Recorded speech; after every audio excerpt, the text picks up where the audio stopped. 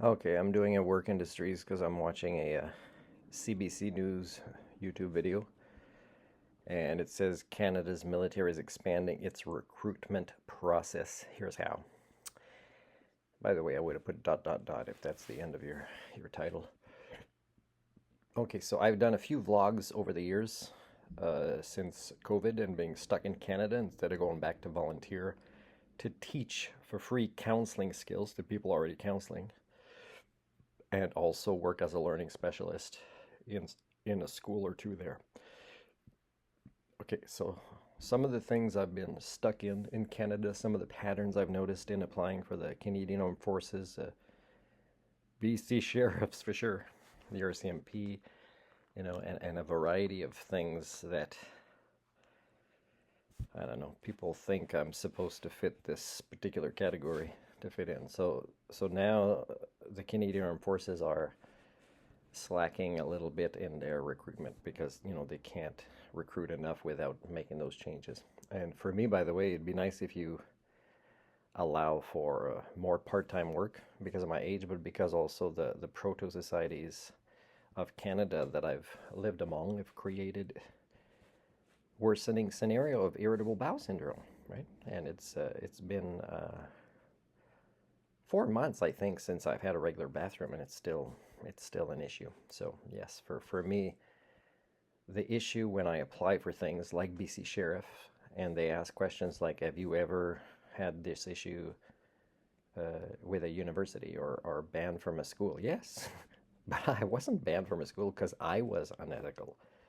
I was banned from a school because the faculty didn't like that I called them on them being unethical. And this is a common pattern in my life. You would think I would automatically be recruited at a high level in organizations that have systemic issues like the Canadian Armed Forces and RCMP. And I'm not saying that everybody's bad. I'm just saying that they're lacking the skill sets, and there's too much of an ingrown cancer that makes it that you can't really change it unless you have the right conversations, and you can't really break it down and restart the army or restart the RCMP. But you need somebody that is uncompromised. So when they ask the right kind of questions and the answers are clear that I'm uncompromised and extremely more ethical than the norm, and yes, you can challenge me on this. You can ask for a debate on this. You can ask for evidence on this. I've posted a lot of it, but you can ask for more. Then, it's kind of sad. It's kind of sad. That's a process. Aside from allowing some people with asthma or anxiety or whatever it is, or not being a Canadian citizen, but being a permanent resident, those kind of things people hesitate with.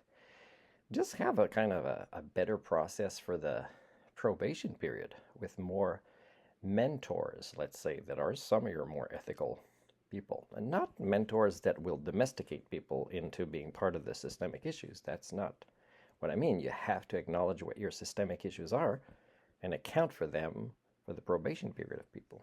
And I could help you design that. I'm a culture repair, and I've lived outside of the norm and observed and studied the norm, and it's one of my specialties.